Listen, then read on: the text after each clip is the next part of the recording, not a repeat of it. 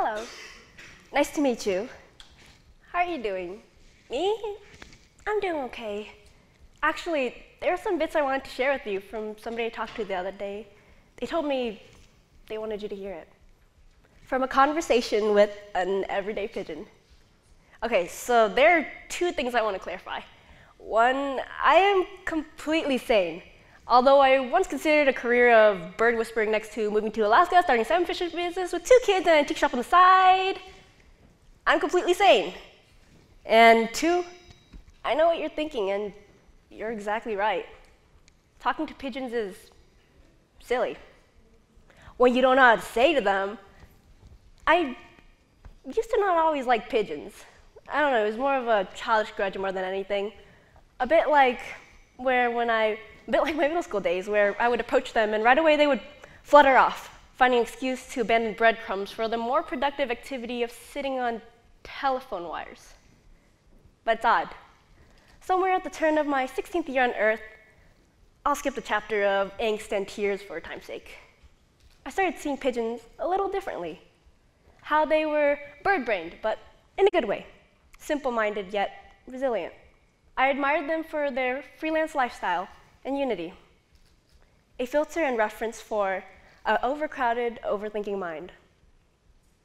Now, I'm no professional at pigeons, but I can say that I spent a good enough amount of time admiring them from a distance and mustering the courage to talk to them to be able to say this. Today I'm going to talk to you about a few lessons I learned from Pigeon Talk, on the rare occasion that I did manage to catch the pigeon on my windowsill for morning coffee and chatter. To Pigeon Talk, the art of flyaway stories. My first lesson, roam and listen. They're everywhere, pigeons. Rooftops, car tops, alleyways, storefronts, telephone wires. To us, they're just moving landscape. But there's a way in which they travel cities, a way in which they fly from window to window, a way in which they peer quite literally into the windows of our lives. I've been walking a lot more recently, and seeing a lot more things, and listening. And when I was writing this, I tried to use the word wonder, but I realized what I wanted to use was roam. To roam is to be able to move forward without dwelling on anything, be it old notions, grudges, the past. To roam is to listen. To roam is to be open. Open to the idea that every step we take is another letter in another person's story and another word in ours. I met an old man a few weeks back. It was a rough week. He asked me what I thought about the rainy weather, and in my franticity, I replied with the condition of my grades. What continued to be a train wreck of a beginning somehow flowed into conversation. I found that I was really good at cutting off sentences. Actually, speaking of eyes, I have eyes too, they're brown. Oh my gosh, you know who else has eyes? My physics teacher, whose class I'm failing. I had to stop myself from talking and apologize. Oh, and he said, that's okay. Some people are like that, and that's okay. We went on to talk about the world, the environment, dreams. He went to pharmaceutical school. He served in the Navy. He has grandchildren. Depression, rise. And when it was time to go, he said, thank you. And I know you're going to do fine. We're all still growing up anyways. And I hope you make mistakes, because we have all the time in the world to find out who and how we are. I'll see you later.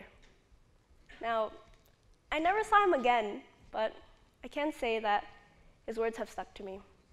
It seems so simple all throughout, a conversation between strangers. But I realize now, had I not chosen to take that little step off the sidewalk, none of this would have happened. By not dwelling on scraggly gray hair, baseball cap, and worn flannel, I roamed into his story as he did mine. And I took what I thought was the ending of my story and his and saw that they were still just rough drafts, grand adventures in the making. Because there is a way in which we take the rough drafts of our lives into the paths of others, a way in which conversations are editing conferences, how we revise some ideas, polish some, and hold others a little closer to heart. On the days it feels like the ceilings would just collapse in and the walls would tighten, we hold on to our pens and we keep writing. We turn our skin into paper and our words into ink. So let's roam a little more. Take that step off the path and let's listen a million ways more. So hey, to the old man with the galaxy in his eyes and the oceans in his crinkles, I thank you. We can't draw a conclusion to a story when we've only seen a window of it, and we can't draw a conclusion to our own when we still have pages upon pages to go. So while we're chasing our stories, while we're running forward, so that something, somewhere, somehow, we'll run into it, grab onto it, and belong. My second lesson, chase and belong. Thanks to a certain group of pigeons, ducks, and their other feathery friends, I learned what it meant to chase and belong. And a miserable kind of chase it was. I was at the lake with my little brothers. It was a rather nice one at that, with all this water and trees, but I thought it would be a really good idea to harass a line of ducks. Every time they moved faster, I would move a little faster, and every time they moved a little faster, they would quack a little louder, and I thought this was really funny for some reason. I'm ashamed to admit I was cackling, but my joy was cut short within 3 to 4 minutes, because right across the lake, there was a mixture of birds, pigeons, and their comrades, about 100 in number. To my dismay, I was surrounded by a flurry of feathers. One doesn't know shame until they're running at full force from a flock of angry birds. And in my moments of desperation, I flashed from shame to the realization of chase and belonging. There's no hesitation from the birds to save the ducks from the stupid human girl. Rather, there's an overwhelming sense of love. And I don't know what happened between the two groups, whether it had been the ducks saving a baby pigeon from an angry squirrel, I failed biology, or an interspecies marriage. But I don't know. But what I do know is that somewhere along the line, their stories had crossed, because belonging transcends blood and distance. We spend a lot of our lives chasing the stories of others, so much that we forget that ours are worth living, every page. So we try to insert ourselves as friend A, friend B, friend 3C, friend 5B, boyfriend the 6. But so we rewrite over our characters just so that we can become worthy of their story. And we try to settle into the comfort of being wanted, needed, just so we can accommodate for the sadder chapters of our lives. But sad chapters don't make a sad story, and that they're ours, and precious. The good and the bad. They belong to us. We belong to us. And the moment we realize this, we realize that we are loved, and in all the times we spent chasing the backs of people who would never look back, they were people holding on to us tight. So let's chase what's important to us for us. And we must not forget that we don't end our days on periods, we end our nights on commas. And it's these commas that we should spend our lives chasing, these commas to our rough drafts. Dear pigeons who have chased the sun, flying on and on, they promise resolve in the purest of forms. We'll spend a lot of our lives chasing pigeons, awkward human us, flitting place to place. But we'll find where we belong and who we belong with. So let's fall in love with our stories. Chase and belong.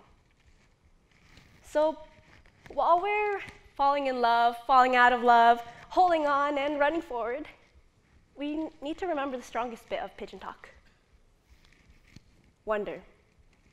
On my weekends, I have a gap of time between my morning classes and waiting for my little brothers to finish with their piano classes to wander the area around my parents' workplace. I stop by and I say hello to the corner shop owners. I pop by the restaurant my little brothers and I are regulars at for a wink and a free drink. And there's a magic plant shop. I still wait for the grandma who sells vegetables at the corner to come back. I miss her. And unfailingly, pigeons perch on faded pink buildings. How close they get to people, tilting their heads side to side, curious, wondering. To Saturday mornings. We've long since forgotten the childish bliss and wonder. In the moments we are wide-eyed and warmed by the new, in the way our breath is swept away by the ever-changing sunrise and sunset. We need to step aside a hell of a lot more again, to be excited again, to allow ourselves to wonder, to be excited by the little things, to be curious with our own stories, and to wonder. In the way eyes first meet, in the wonder of how words are first exchanged, in the wonder of how some leaves are star-shaped, and in the wonder of 3 a.m. conversations on the topic of violin. Because pigeons are good at inching a little closer to us, head tilts and a gleaming eye, a master conversationalist, a roamer with a place to belong, chasing breadcrumbs and shiny things, curious. My walk home should only take a good 8 minutes, but it takes me at least half an hour or more to get back. Because every step, I'm stopping to take a look at a clover patch, pick up leaves, make wishes on dandelions, and to converse with pigeons. So let's talk. Hello, Mr. Pigeon. It's been a while. How are you doing? Me? I'm doing okay.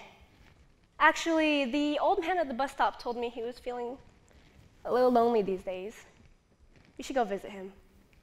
Wait, how are you doing? I want to hear your story. Let's take a walk. Thank you.